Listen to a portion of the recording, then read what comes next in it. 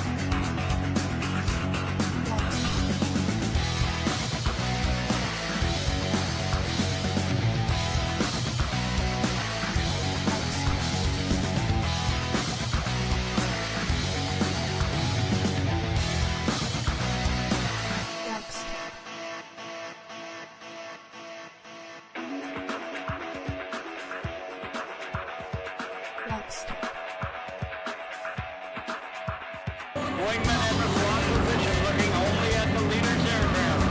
They'll execute the diamond. It is a change of heading, a change of altitude, and a change of speed. And a change of attitude. The right side up, so I'm sorry now.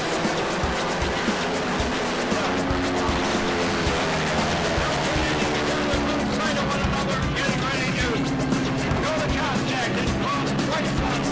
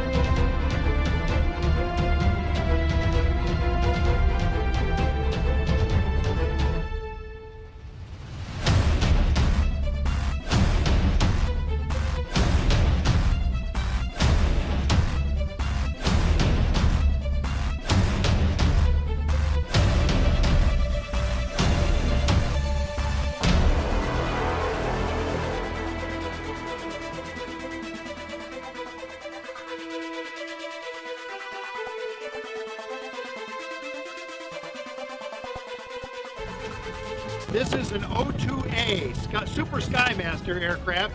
This was used in Vietnam as a forward air control aircraft. Come on with me and I'll show you the inside. It has some kind of an unusual configuration in that there's an engine up front where you'd expect an engine to be. In the back, where you'd expect the trunk, there's another engine. So it's a twin engine airplane with an unusual centerline thrust configuration. Now the reason for this is it needs two engines to be able to fly and carry the weight that was required to be able to perform its mission. Just like every other multi-engine airplane, it has multiple engines because it needs them. But rather than putting the engines out on the wing like we conventionally see in most multi-engine airplanes, Cessna decided to put the engines in the front and the back. So in Vietnam, this aircraft was loaded up with marking rockets that were hung underneath the wings on these hard points. Pilot sat up here in the cockpit and had an armament panel that controlled the release of the rockets, so he could point the aircraft at the enemy, release the rocket, and then get the heck out of there, and then the rocket would explode, marking the target, marking the enemy location.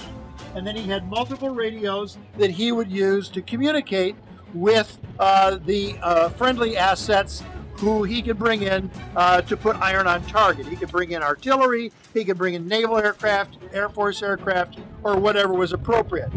In a nutshell, the story of the O2A aircraft, built by Cessna, it has two Continental engines, one in the front and one in the back. For those of you who are paying attention, they are IO360 engines, which means they're injected, they're fuel injected, the cylinders are opposed, but it's a very good airplane, it's a very stable aircraft, and we're proud that it's still able to serve our country today.